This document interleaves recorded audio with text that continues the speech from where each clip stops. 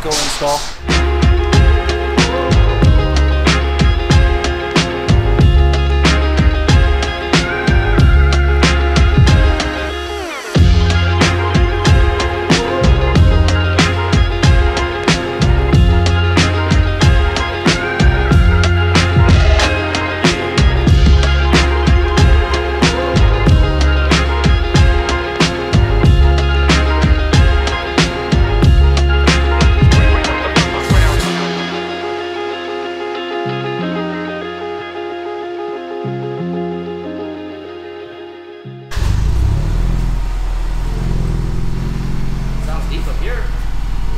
Sounds deep back here.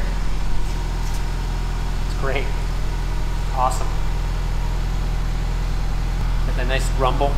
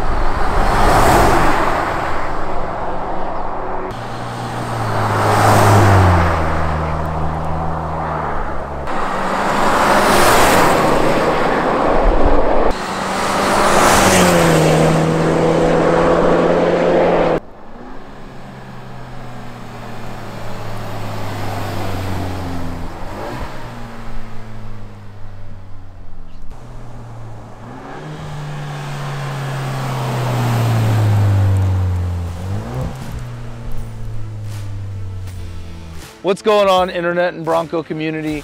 Tony with Fast Intentions, and today I'm here with Jason. Jason is a local Bronco owner. He was gracious enough to bring his 2.3 liter two-door down. Doesn't live too far from the shop. Saw that we offered an exhaust system for the 2.7 and 2.3. Knew there was a need for some sound clips for the 2.3 specifically. He was gracious enough to come on down, spend the day with us. We did the install, we did before and after sound clips, and here we are. So welcome, buddy. Thank you. Good to have you. Thank you. Yeah. Oh, incredible day. Incredible day.